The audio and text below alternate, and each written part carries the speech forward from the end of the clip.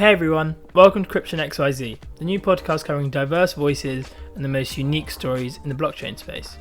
My name is Ved Luhana and I'm a strategy and product analyst at Bitpanda, as well as a Web3 angel investor and most recently an intern at AWS.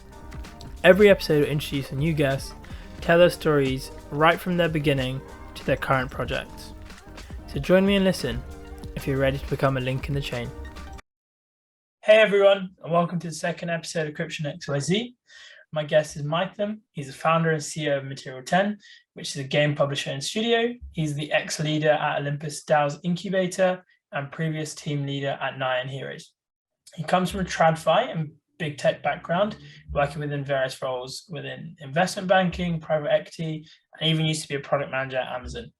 He brings us a deep insight today into the gamefi sector, being within the industry for a number of years. As an OG, he is now working on his most recent venture, Material10, who are vying to be a leader in the blockchain gaming world with their new publishing arm. So, Maitham, how are you? I'm good. How are you? Yeah, good, thanks. Good. Busy, I'm guessing, with all the Material10 stuff. Yeah, very busy. Nice. All right, well, we'll jump straight into it. Obviously, we've mentioned Material10 now a number of times.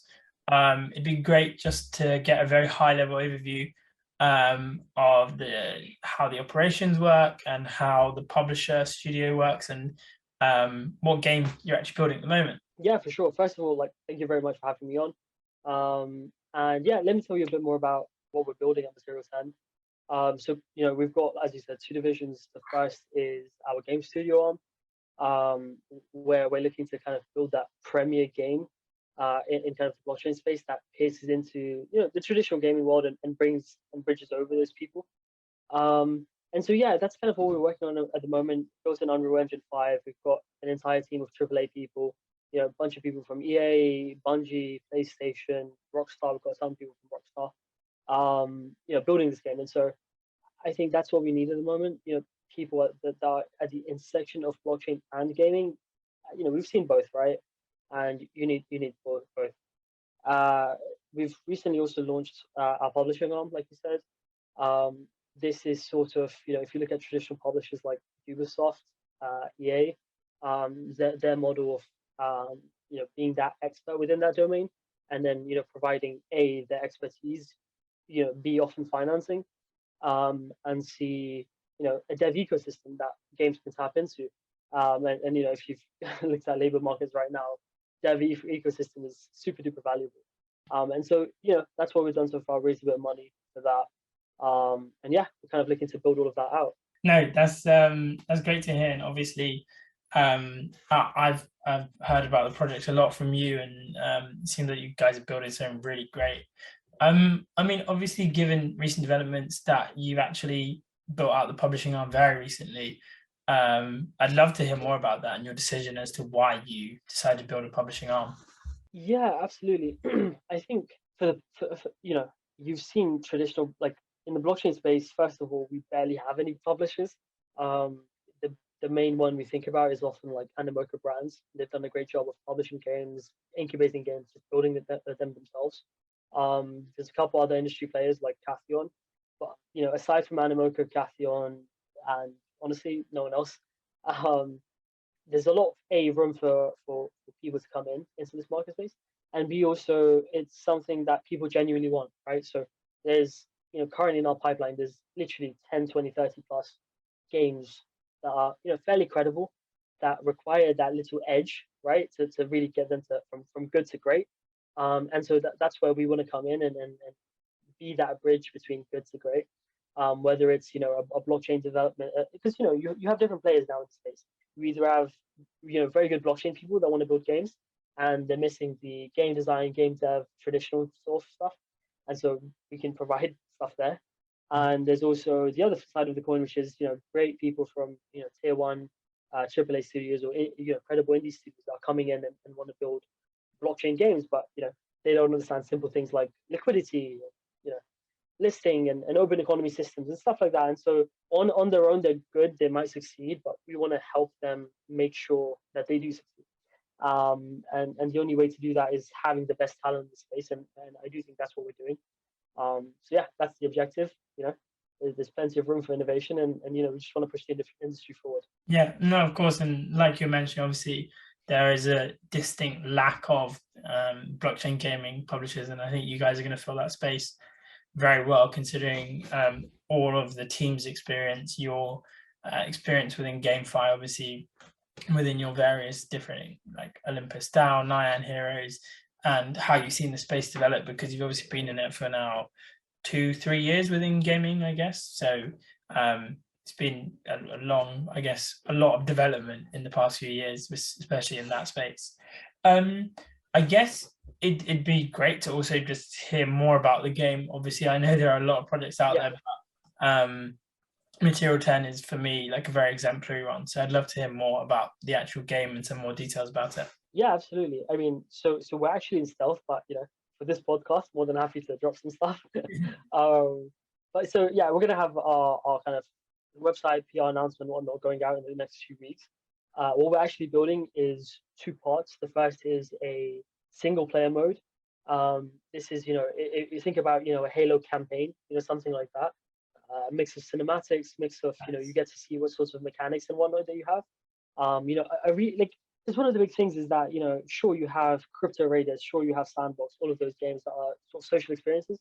But what's really missing is, that deep lore that, a lot of gamers really enjoy. I personally do as well. And so I think having that single player mode, getting people interested and bought into the IP, and you're familiar with the IP, right, is going to be big for us. And it's also about, who wants to play a multiplayer game, right? Like, if you want to, you go head to head, right? And you're just not ready. I personally am very intimidated by just going head to head against people without training myself up and familiarizing myself with mechanics. And so, yeah, that's what we're building first. We're going to be spending a decent amount of time on that. We're kind of hoping to launch in by the end of 2022, sorry, our single player mode. We'll see how things go. It's also about like, this is sort of behind the scenes, but it's also sort of about like, how do you bridge the gap between your single player mode and your multiplayer mode? And so it kind of all comes down to that. There's also some interesting things we're playing with in terms of single player interoperability. A lot of that, currently interoperability is focused on multiplayer. How do you make sure, assets move across different games? And so, yeah, that's something we're hoping to bring in, and that's going to be something new. In terms of lore, what sort of how wild it is, I'll give you a bit of a sneak peek into it. But single player mode is this sort of dystopian world. We call it the pre-fall. It's before the fall of humanity, right? And it's kind of touching on some of the topics you hear about now, right? Climate change, the end of the world because of climate change. So it's set in that 2100 period, as you come into as that pre-fall world. And then our multiplayer mode, which is sort of going to be a new experience actually. That's not necessarily going to be a third-person shooter. It's going to be a bit of both. Our goal is actually to build something so unique that traditional gamers can't even experience that in the normal world. So they come over and they just begrudgingly try it, right? Yeah. And so what we're building on that side is a sort of third-person shooter meets RTS mechanics. So seamlessly being able to move from a Fortnite sort of fashion to an Age of Empires sort of fashion and back, right? And so that sort of war conquest style gameplay hasn't been tapped into because it's complex. It's hard to do. Yeah. And so we want to bridge that gap. We want to be able to accomplish that. And so yeah, post-fall is we finally get through all of those problems, but stay tuned for how we do it. Yeah, no, absolutely. I mean, it kind of obviously is not at all the same, but kind of really like off the cuff really reminds you of like Borderlands, that type of game when you're talking about third-person shooter and like a post-apocalyptic world, or pre-apocalyptic, but as in that kind of stage. It really reminds me of Borderlands, and obviously a bit biased, but I love Borderlands. So it sounds like a lot of fun. Yeah, I absolutely love it too. In terms of, it is somewhat similar to Borderlands, kind of. In terms of aesthetic, it's more like, this is a personal favorite for me, but like Genshin Impact and Zelda, all the Zelda games, there's lots of eye poppy, contrasty colors, and so we've gone for that very similar, like unique worlds that you've never seen before, but it's so eye poppy. And I'm a big, I think the word is like graphics queen, right? I think that's and so I'm a big graphics queen. I love like really nice aesthetics and artwork. So that's sort of the field we're going for as well on that side. And that's cool. That's really nice to hear. And obviously, I look forward to hopefully being part of the alpha, beta, or whatever For sure. whatever I get part of. And I guess kind of, I mean, going all the way back, you can maybe give some color. You don't need to go into great depth, but how does it all work, and how did it all work in the beginning? Did you just kind of get started? Did you just decide gamefi is what I want? How was your how did Material10 come about, and how does it work? Yeah, I mean, so I mean, I've been lucky to work for quite a few different, highly credible organizations. Like you said, I kind of was part of that traditional finance investment world before, but the reason why I made that switch over to the operational side is because finance is always going to be there, investing is always going to be there. It's still a massive passion of mine, but I'm young, I want to build stuff first. And so I guess I spent some time in big tech. That was fun, but it really got attracted to the blockchain space, and I kind of dipped my toes with something a little bit more extreme like Olypus DAO. And so Olympus DAO taught me a lot, right? First of all, is that you really get that DeFi sort of understanding, and tokenomics and all of that stuff ties in quite nicely there. And then I also got to participate in Nine Heroes, which is honestly one of my favorite games in the blockchain space currently. One of the best, most credible ones out there actually. And so it's also a case of like, where are the actual end consumers in the blockchain world right now? And the truth is that DeFi it's great, but at the end of the day, all you're doing, if all you're doing is moving around shitcoins, it's not got much value, right? And so we'll get there one day, but I think for now, what the real kind of bridging the next 10 million people over is gaming, right? It's already a massively growing industry, and there's a lot of things that need to be fixed, especially on the blockchain gaming side. First of all, lots of scammy people. And so, there's a very simple solution for that, just don't scam people. And so that's what we're going to be doing. Not scamming people. So that was quite easy. But yeah, so and then there's a lot of room for innovation on, law, gameplay, bringing a high quality game. And so again, that's a case of bringing over the top tier talent that really want to participate in a growing and new industry. We want to be at like the cutting edge of their own industry. And so, again, I've spent a lot of time hiring and developing and cultivating that team. One of the things we do is, most of the people we hire on the gaming side are from the traditional gaming space. What we do is we host like this sort of weekly blockchain talks and whatnot, because at the end of the day, sure, it's great to have this degen perspective, and we'll have, a singular degen perspective. But when you bring over artists, developers, designers from the traditional gaming space, there's a lot more that they'll bring out from their experiences that I wouldn't even be able to think of. And so that's what we want to do, build a team of people that are at the intersection of blockchain and gaming. And so, yeah, like that's kind of the main reason why. There's also, tokenomics is just a mess. Building sustainable economies is a mess. Currently the two models that can work is zero-sum economies, which is like, I put $10 in, you put $10 in, and winner takes 20 or 18 if the platform wants to take $2. That's great, but not so scalable, not so friendly for people that don't have money, basically children, young adults, whatever. And so, yeah, great, it works. It's very simple, but not everyone can participate in that environment, and that's okay. But the other system, which is positive sum economy, where you're actually growing total assets within that economy, is much harder to do. You have to design a lot of systems, whilst at the same time abstracting away the complexity of it, which is like you got 1,000 balls in the air, just juggling them together. But that's what you have to do to really push this industry forward. Again, that's where the DeFi and tokenomics stuff kicks in, along with that game economics stuff. So yeah, I mean, I just live for that economics stuff. So that's all what attracted me, I think.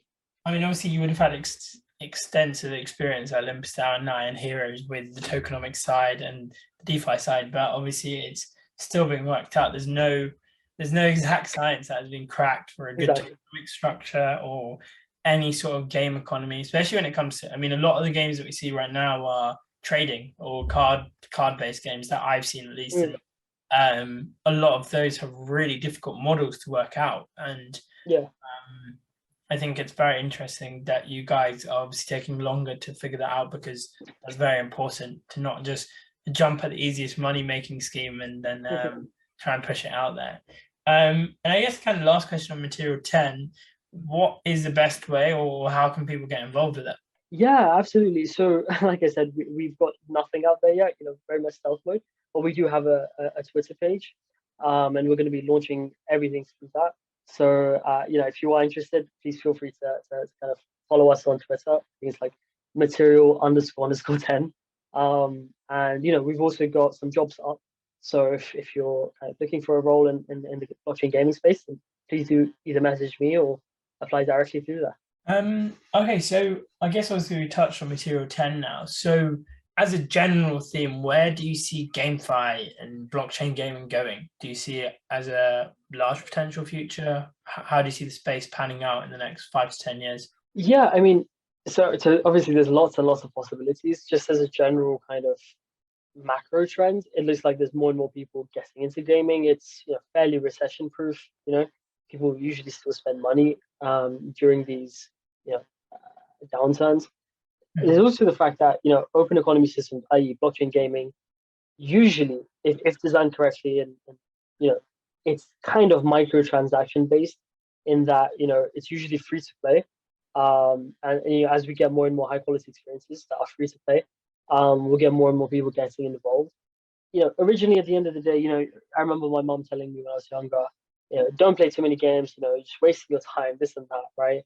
But now it's going to be a whole different ball game because you genuinely can earn money in games. And so not only can you earn money in games, it's like you don't have to ask your parents for permission if you want to play games. Now the whole concept of should children be allowed to play blockchain games and interact with tokens is a whole different story. Um, but the fact is that if it's a decentralized wallet, a MetaMask or a Phantom or whatever, who's going to stop that child from playing it, right? Yeah. Parents obviously physically can, but apart from that, no one, no bank, no PayPal, no nothing, no intermediary. And so the thing is, if blockchain games are done correctly, the next generation, at least, that's who knows? At the end of the day, there's still a lot of stigma around against blockchain gaming at the moment. If that turns, great.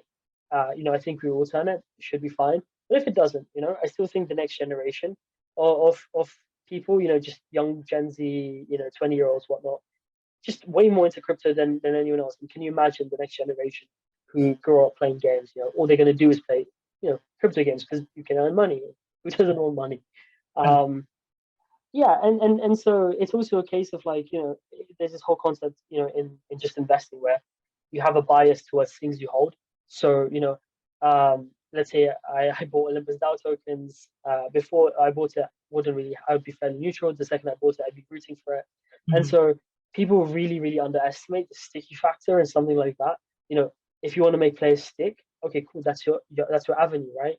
Yeah. Especially when a player is early to a game and they accumulate all these tokens and this and that. I personally would never quit that game because it gives you emotional. You know, believe it or not, money is highly emotional, right? Finance is highly emotional. People just don't understand that. I think money doesn't make you happy. Maybe it does, Mhm. and so yeah, all these things, I think would not only grow gaming, but like just take it to a whole new level, right? To the Yeah. point where, at some point, in my opinion, almost everyone will be doing it because you have the financial incentive, you have every single incentive in the world to do it. You know, Mhm. why not? Yeah. On the hardware side as well, it's all growing great. Barrier to entry is just getting lower and lower. Hardware Yeah. costs are getting not during this time period, but generally as a trend, hardware Yeah. costs are getting lower. And so slowly people can join these immersive experiences. Unreal Engine 5 is a whole new ballgame. So it's super super immersive, super super like financially incentivized, and looks like the whole world is going that way. Yeah. No, I mean, I completely agree. I can't really put it better than that, obviously, in the sense that um, I think blockchain gaming adds incredible value to any end user. Forgetting, obviously, play to earn is a massive topic, and we'll jump into that. But um, even if you forget that, the type of actual transactions that you're going through and the type of power structures there are, you own your assets as opposed to if you play FIFA, the card is, of course, you own it, but you can't send it out on like an OpenSea and sell it as one of your own Yeah, assets. On there, there's no interoperability. The asset cannot be sent anywhere. And in actual fact, it has in-game value, and it has no other value in reality. I think also, if we just take a step back, it's incredible that it allows so much of a world to be opened in terms of you are opening up a whole new technology to everyone, which is covered by a layer of a game, which is covered by like a layer of avatar and building blocks and whatever it might be. You're covering up blockchain, which is making it, obviously it is a use case, but it doesn't really seem like it because you're just playing any other game.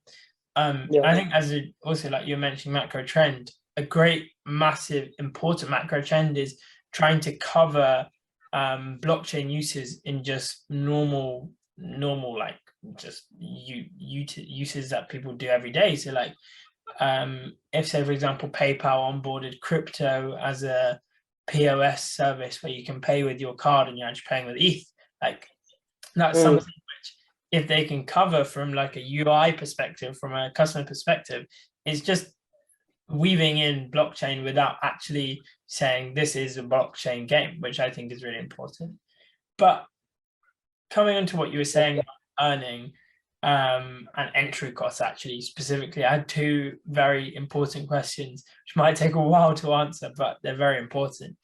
What do you think is the line between play to earn and play for fun? And do you think there should be a line, or do you think games should be separated out? And the second question would be, what do you think about entry costs when it comes to blockchain gaming, especially around NFTs? Yeah, I mean, play to earn, play and earn, all of that stuff is interesting, right? Just as a baseline. The thing is, right, should, first of all, games be centered around finance, right? First question. Maybe, at the end of the day, strategy games, Age of Empires, I grew up on games like that. The new one is really good as well. It's all, at the end of the day, that is exactly what it is. Resource management is financialization of gaming. And so all you're actually doing is giving a player the ability to genuinely have real financial value more than just managing a fake economy. And so and then there's the whole battle strategy layer on top of it. And the thing is, people don't realize that a lot of these things have a great educational edge as well, in that I played tons and tons of Age of Empires, right? If you went through that same simulation only 200, 300, 400 years ago, you would be a war strategist, right? It was that educational. And the truth is, you'll see a lot of these poker players or these Age of Empires strategy gaming chess players, whatever. They'll come in and they'll be actual beasts at trading or algorithmic trading, whatever it is, right? Because these things genuinely have transferable skills. And so financializing something like Age of Empires, Clash of Clans, making it a lot more finance focused, right? Constantly making sure that you're earning money for your economy, stuff like that, and it's real money, is going to be a massive learning thing. And I think people find that fun, right? Who doesn't enjoy, like, the truth is traders enjoy what they do because it's fun, right? It's a game. Trading at the end of the day is also a game. And so gamifying financializing gaming, not a bad thing, not for everyone. So you have to have, so not every, it's a completely different audience. You shouldn't be aiming at children, obviously. That's a whole different thing. But people that are happy to gamble, happy to do all of those things, and it's an industry in itself where people are going to be interested. DeFi, right? There you go. That's your proof of concept. There are obviously people who care more about, this is your more traditional gamers. They care a lot more about lore, immersive experiences. VR, AR, all of that stuff. Highly immersive experiences. They don't have to be VR, don't have to be AR, but Unreal Engine 5, playing a game on your PS or your PC or whatever. Highly immersive experiences. Sure, they can be a lot more fun oriented, but if you design the economy correctly, the long-term potentials, and I've said this multiple times before to my investors and other people, is that I genuinely think there will be a game out there, where this will have one of the most this will be one of the games that has the most traction, all that stuff, that will grow to the size of a small country, right? I genuinely believe that. And the truth is, if you design your incentives, if you make it sustainable, if you capture value and bolster your own economy, and you keep a lot in your own economy, over time, you'll have people, having interdependence. EVE Online, great example. 1,000 different careers you can do, and people are stuck in that game forever. World of Warcraft, another one, right? People create careers out of this. There's actually a game, I forgot what it's called. It was essentially the first play to earn game. Started in 2000, right? Okay. And it's still to this day survived. And a lot of people say, oh, it's not that fun. It's just a lot of finance. Truth is, people love this. People have made entire careers out of it. Yeah. And so, yeah, I think financialization of gaming makes it more immersive, perhaps. You're more bought in, right, when your assets are at risk or whatever. So yeah, I think the debate of play and earn, it's a sticky one. Everyone has their own opinion. Sure, you can meet someone in the middle, but the truth is, different audiences, different sectors. You just build products specific to different types of people, and that's how it is. Different consumers. No, that makes sense. And I guess then, if your opinion is different audiences, different opinions, I'm guessing you're going to say with entry costs a very similar thing, that if the game is very strategy based, like obviously Axie Infinity is not strategy based, but in my opinion, as a gamer, it's not ideal gameplay. It's just it's not very fun. So at the end of the day, it is for people who want to not gamble as such, but when they buy the NFT, they're taking a calculated risk on their own part. So I'm guessing your opinion is similar. Yeah, it's similar. Like, it's like, because it's simple as, like, there are different types of participants within these games. Now you've got the rise of YGG, Merit Circle, Snack Club, all of these big girls, right? Bare bones, what are they? They are literally, essentially, institutions, right? Pooled capital institutions that come into a open game economy, suck yield out of it. It's literally the equivalent of mercenary capital. And so this is a type of participant. And so if you optimize your game for play and fun and earn and all of that stuff, right? And you don't think about the financial considerations and all of that stuff, these guys will come in and they won't be sorry to take suck out all the liquidity out of your ecosystem. They'll dump it, right? Like, they will, like you said, all they care about is the NFT. And so, again, that's why, like, my opinion on just tokenomics and game economics has always been, like, you have to have a specific token completely optimized for a specific economy, because there's going to be different participants. There's going to be your casual gamers. There's going to be your yield hungry guild participants. There's going to be everyone. And so you have to find a balance in the middle where there's a high level of interdependency. And so, to progress, you have to, rely on a farmer who, and this is basic economics, right? Like, if, let's think of it as a basic loop, right? A fighter is dependent on a builder for a sword, right? And the builder is dependent on the farmer for the resources to build the sword. And the farmer is dependent on the fighter to protect him, And so all of a sudden, to progress, they all need to depend on each other. And as they depend on each other, over time, if this happens enough, there can be a positive sum environment, right? And everyone grows together versus, that sort of thing. And so, yeah, it really depends. If it's a, zero-sum game, for example, sure, yeah, you need, a ball pool, for example. If a ball pool is a blockchain game, you have to have money to play that game and progress. So, yeah, totally depends, I think, game to game, audience to audience. I see. And a very, very quick one. I don't know if it's ever going to be answered. I'm not sure if anyone will find out the science for it, but how do you think, obviously you touched on user retention. You said if you've aped into a game at the very start when the ecosystem launches and you get maybe the governance tokens, or you go into the DAO and you take some of there and you buy the DAO tokens so that you have some governance. But omitting all of that, how do you think volatility, especially of a game token, affects users, and how do you think does that affect retention? Do you think there's a way to solve that? In a very quick answer, I know it's very difficult to go through every single part of that. Yeah, absolutely. So retention, so I guess your question is two parts. Very quickly, I would say it depends, of course. Most games don't optimize for success. So, how does your economy work when, for example, think about it this way, right? How does the NFT markets work when Ethereum is so high? The price of Ethereum is so high. Completely different dynamic to when Ethereum is, $1,000 versus $4,000. And so it really, really, really affects the underlying system and the underlying economy, right? Things that are built on the gas fees, blah, blah, blah. And so same thing will happen here, especially if you've created a token that's so core to your game economy, right? It's gonna be a case where, okay, cool, you're successful, people want to play your game, and so the price of your token has shot up in value. So now people can participate. Barrier to entry is too high. There are things I've sort of considered, little things like UX, right? UX is something that apparently crypto people hate because they're not very good at. But something as pegging, like, so I've discussed this concept before with several people. It's people want to peg stable coins to the US dollar, stuff like that, but people haven't really considered and played with the concept of pegging assets to certain values. For example, right? Imagine a chair that's crucial and essential to your game.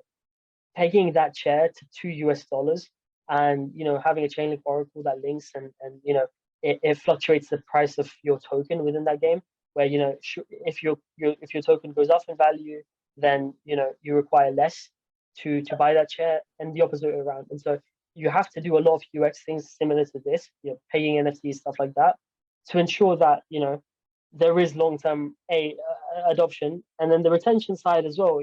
Good thing is having a financial stake in something does cause retention, but of course there is the case of, are you having fun? And fun doesn't mean beautiful immersive graphics. It can definitely mean that. Assassin's Creed, whatever, all these games, super, and that's what we're building. But at the same time, just a fun gameplay loops and gameplay mechanics and stuff. Pac-Man is a lot of fun, right? I'll play Pac-Man for hours, or Tetris. Simple game. And so that's retention is a whole kind of game design thing more than anything else. But yeah. For me, it was Snake on the Nokia brick. Yeah. I could play Snake for a whole day. I'm being so honest. Yeah, honestly.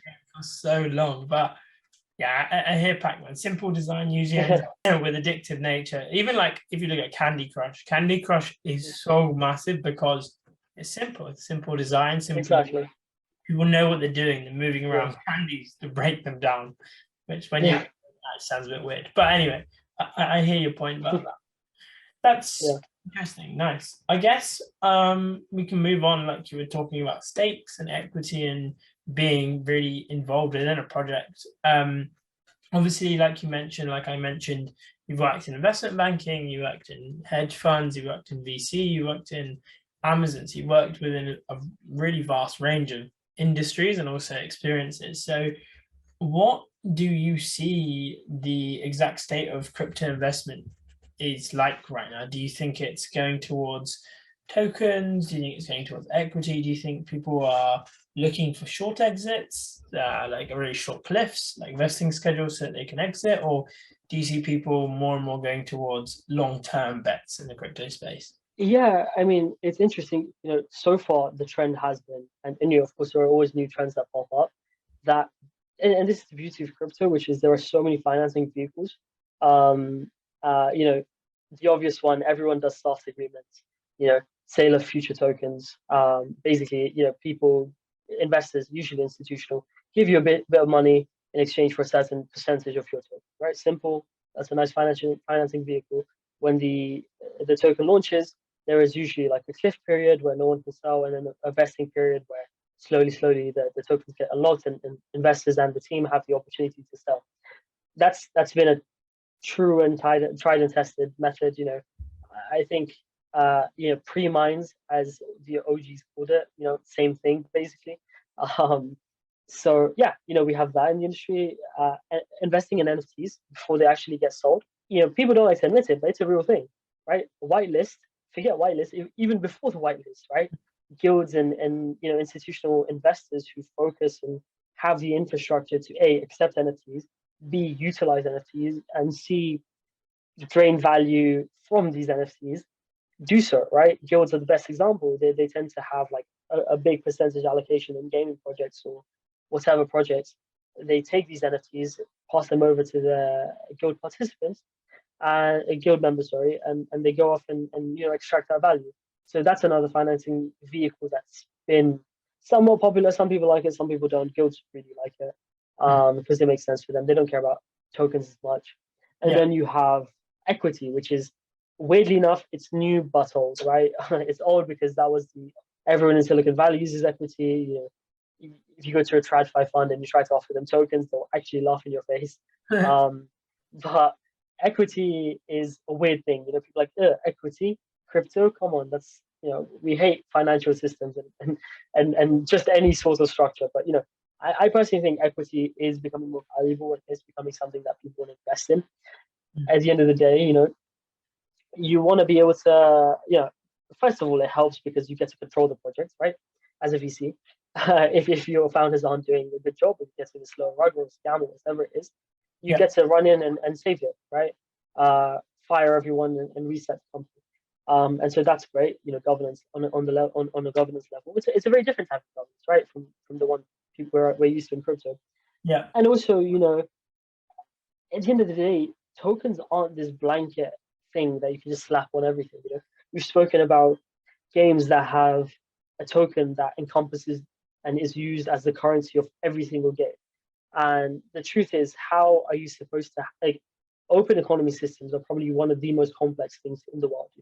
We don't know what's going to happen. I could talk about tokenomics for hours, but I still, at the end of the day, don't know what's going to happen, right? Yeah.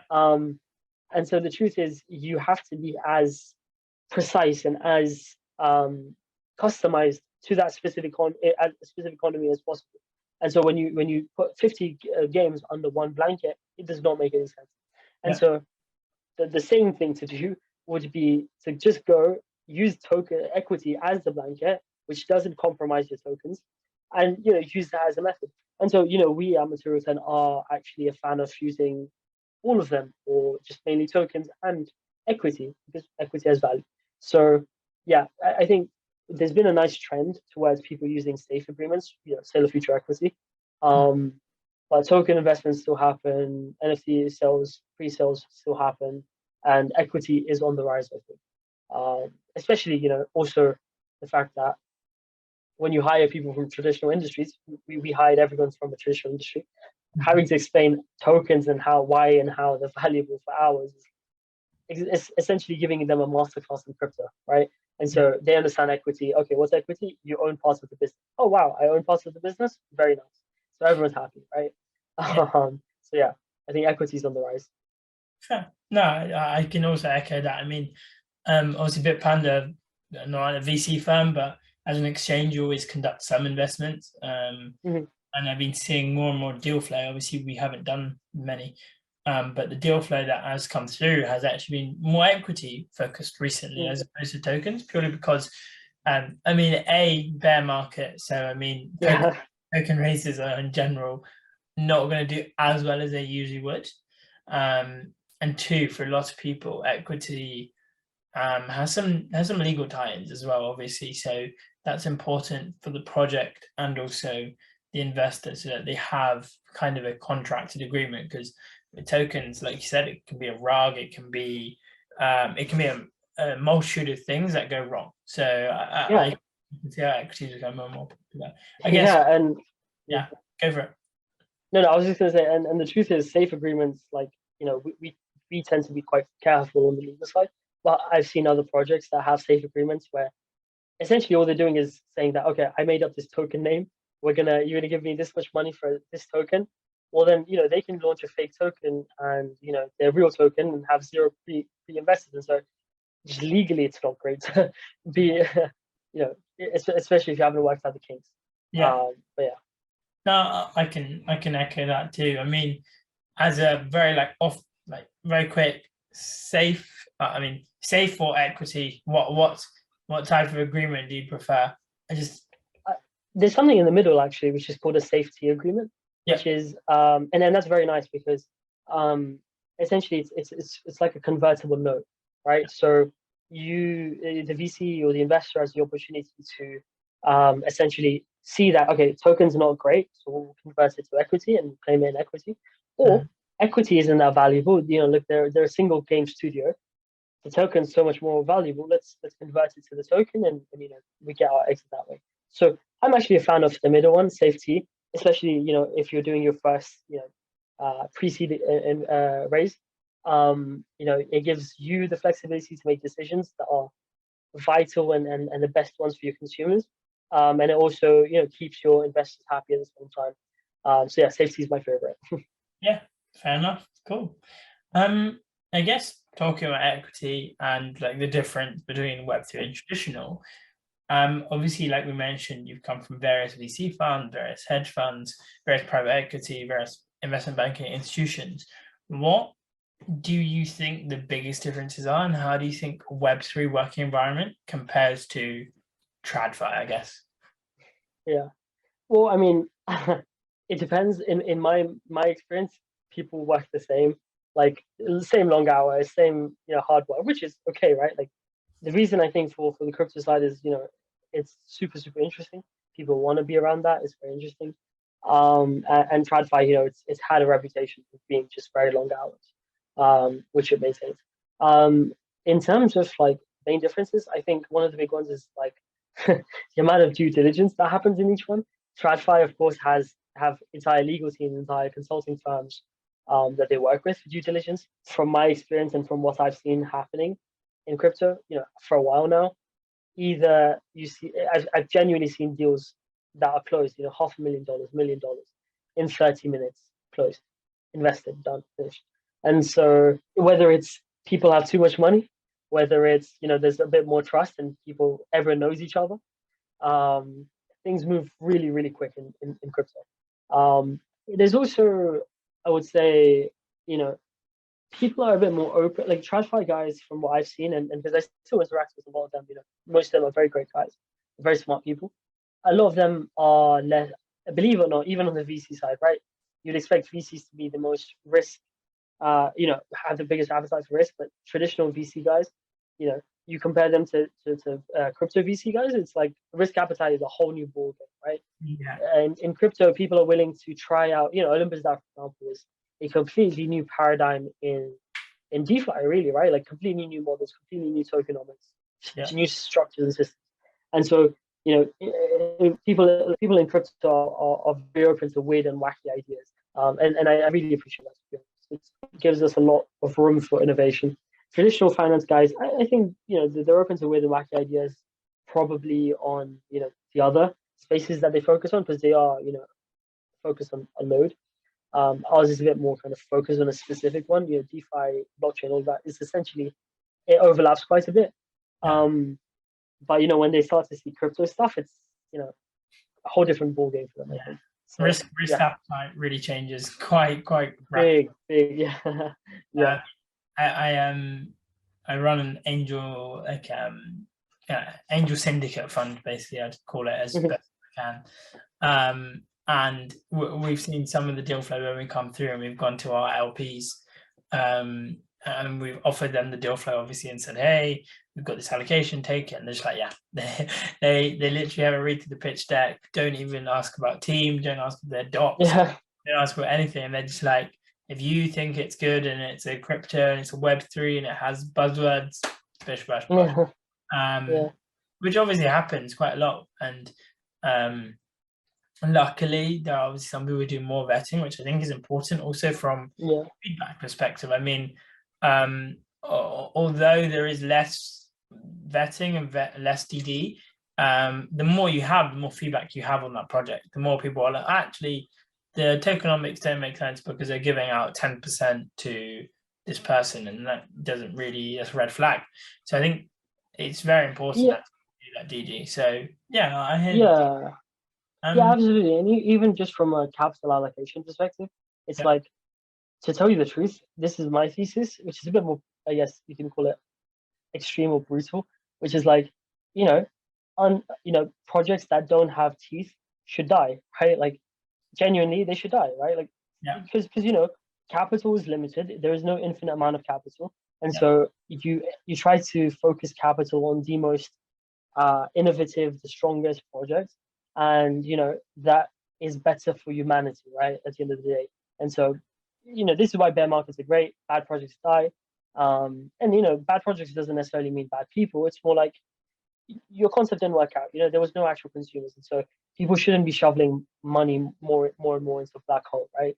And from the get-go, people should, like, investors should be doing more due diligence. I think we're happy that the investors we worked with, it's actually a good signal for us when we're raising capital, which is, when investors spend a lot of time, investing and vetting and talking to us, it's like it shows us that they actually care. They're not just throwing money around.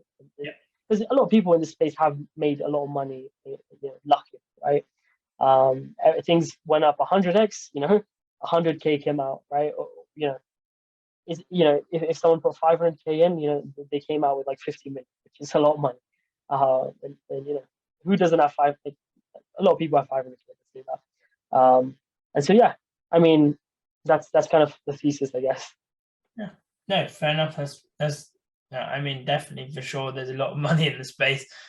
We've seen that with all like the VC funds raising everything else. I mean, there's definitely money to go around. I guess on that topic, and obviously I know we're running out of time, so I'll try and make it as quick as possible.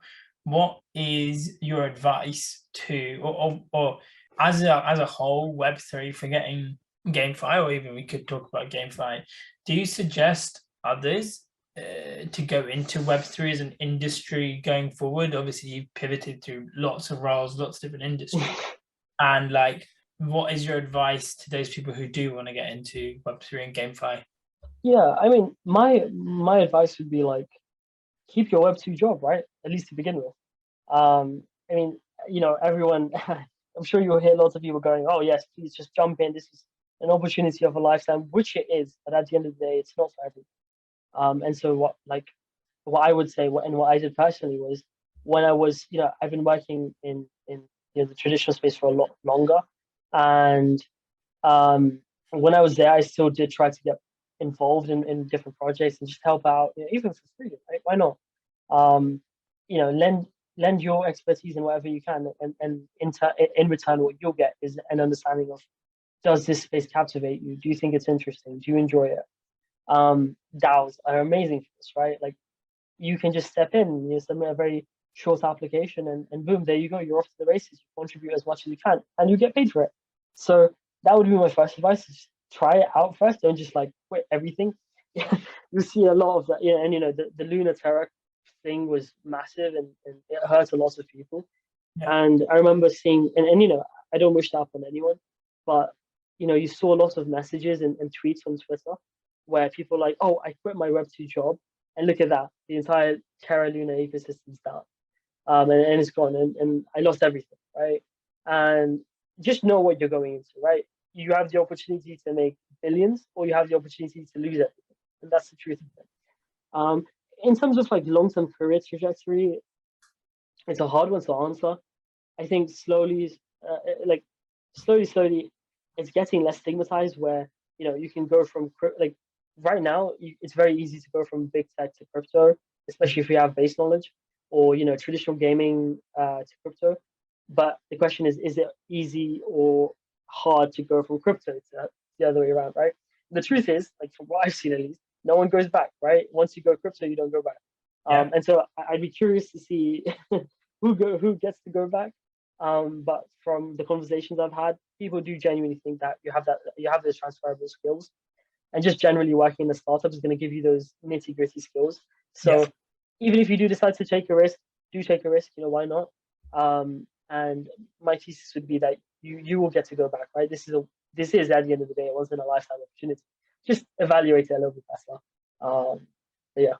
Yeah. No, I mean, I can speak from experience that, like, at Bitpanda, Bitpanda Pro to be very exact. Obviously, we're quite a small team. We're still growing. We're only 50 at the moment. So, like, coming in as an intern, especially, I mean, it's been amazing to see like how broad of a responsibility you get, how much work there is in like the different types of work, and how much you learn in such a fast pace. Because I mean, like Terra Luna, no one, I mean, obviously some people did expect it and they had poor design, but when you're within a market sentiment, which is like, wow, it's going up, there's no down, the down doesn't happen in crypto, and people are saying these things, your mind obviously goes to, okay, cool. I mean, if it's going up, I'm just gonna stay there and be happy. And obviously that is not always the case. So I think it's really important. There are a lot of transferable skills I've learned, and those have been great. And even I think something that I guess what you were mentioning, but no one goes back. People who also come in are obviously really talented, like people like yourself who have left traditional finance backgrounds, who are extremely talented, extremely knowledgeable, who have seen lots of different sectors, used lots of different technologies. You're obviously bringing loads of transferable skills into the crypto market, from which when you also join, you can learn from. So yeah, I can definitely echo the sentiment that it's really important to, I think, understand what you're getting into first, vet where you want to go, what role you want to do, and then from there, take the leap. Yeah, take the leap. exactly. Yeah, Yeah, but nice. I guess. Yeah, I mean, I guess. Last question I would have to you. Well, before I'd like to say thank you for your time, because obviously you're extremely busy and have a lot of commitments. I appreciate you taking such a long time out of your calendar for me. No, of course. And last question I'd have is, what's your main end goal with crypto, Web3, Material10, whatever it may be? What's your like life aspiration if you could put one out there? Yeah, I mean, so my every single day is just blockchain gaming. You know, at this point, I'm just living and breathing it. Um, my and it's gonna be very like focused, I guess, on that. But you know, let's be honest, people in gaming, although on the outside, you know, if you're not a proper gamer, you don't realize that there's a lot of complaints and problems and issues that exist within the blockchain, within the just traditional gaming space. And you know, I think there is a lot of scope to actually solve those issues. You know, microtransactions got so bad to a point where, you know, children are suffering, right? Genuinely. And at the end of the day, gaming isn't one of those things where, you know, oh, you're not solving climate crisis or you're not solving, you know, world hunger or something like that. But at the end of the day, you know, the entertainment industry puts a smile on people's faces, and I think that is important. Yeah. And so I think if we can solve some of those problems, for example, in my opinion, so far, my thesis is that microtransactions shouldn't really exist in blockchain gaming because there is no incentive to, right? If you really think about it, stuff like, you know, revenue to the game studio shouldn't necessarily exist in an open economy system because that doesn't really make sense. You're more, as the game studio, you're more so the government, you know, providing the utility and services for the economy, right? And so there is no need for microtransactions, and so all the quote unquote revenue should go back to making the economy more robust. And so little things like that, where I think open economy system gaming can solve these things, but also, you know, showing people that blockchain gaming is more than a currency, and it's more than just an NFT, right? People don't realize this, but there are so many amazing things you can do with just like NFTs and stuff like that, and ZK rollups and all that fun stuff. But yeah, I think that's kind of what we want to do: is show people that there's more to blockchain gaming than just currencies and NFTs. But yeah, nice. Well, thanks so much for your time, Maitham. It's been great chatting. Obviously, likewise. check out links in description, everywhere else. You can find Material10's Twitter, Maitham's contact details, and yeah. Thanks for a great episode, and I hope everyone else enjoyed. And yeah, thanks for your time, Maitham. Really appreciate it. Sure, thank you for having me. Thanks for listening to cryptionxyz, and make sure to follow us on Twitter and Instagram at cryptionxyz. I look forward to welcoming you back to the chain. Stay tuned for much, much more. Thank you.